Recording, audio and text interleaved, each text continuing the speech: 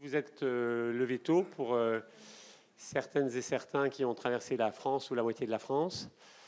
Euh, donc on est ici dans un bel endroit. Merci à Jennifer d'avoir trouvé cet endroit et on est ici en particulier avec l'aide pour la première fois pour cette réunion annuelle de la filière de 6 laboratoires. Et je vous invite à visiter dans ces salons du rez-de-chaussée les différents stands. Alors c'est vrai que c'est un petit peu épars, donc il y a du monde partout. Mais donc je vous invite au moment de des pauses et en particulier au moment du déjeuner qui sera servi en bas de bien aller visiter l'ensemble des stands. Il y a aussi les stands des associations de patients qui sont là et donc ça sera l'occasion de discuter. Donc très rapidement, vous avez ici avec le programme qu'on a préparé avec le bureau de la filière et en particulier avec bien sûr Vincent et Jennifer. Donc nous aurons la chance dans 3 minutes d'écouter Anne-Sophie Lapointe qui est, comme vous le savez, la responsable du bureau, je ne sais pas comment dit-on, Anne-Sophie, maladie rare au niveau de la direction générale de l'offre de soins. Pardon? Mission maladie rare et qui fait un boulot vraiment admirable, très sincèrement.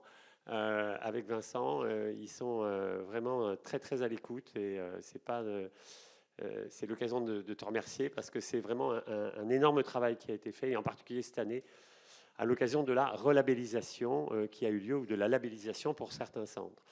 Ensuite, on écoutera Arnaud Sandrin qui va nous parler de la BNDMR. Je ne sais pas si Arnaud est là, je ne l'ai pas encore vu.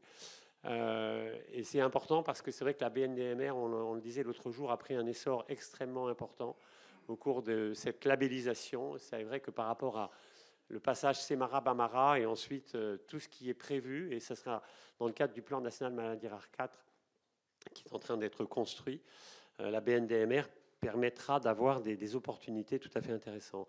Ensuite, on donnera la parole aux associations. Ensuite, on fera un retour sur 4 projets soutenus dans l'appel à projet recherche de l'année dernière. Et puis, enfin, on aura un point sur l'actualité dans les polykystoses.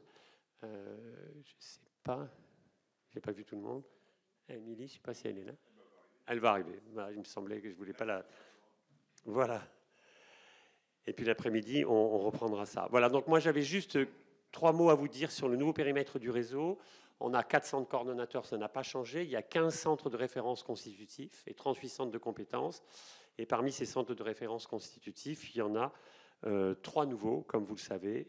Donc je vais ici, c'est une diapositive qui permet d'avoir un petit peu le maillage territorial de la filière orchide avec les nouveaux centres qui sont de ouest en est. Brest, qui est associé à Maréa. Ensuite, il y a Marseille, qui est associé à Marège, avec également Saint-Denis de la Réunion, qui a été labellisé centre constitutif, ce qui est un point tout à fait intéressant.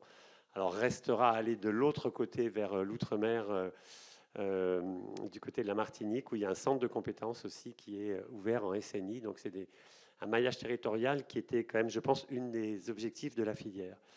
Voilà, donc je vais simplement vous dire 2 mots sur le fait vous avez reçu, je pense, par le biais des responsables des différents centres de référence, l'évolution prévue des organigrammes de bureau et du conseil scientifique. Donc il y aura des désignations, des élections de représentants qui vont se faire dès qu'on aura la labellisation qui sera officialisée au bulletin officiel. Mais Anne-Sophie Lapointe nous en dira 2 mots très prochainement.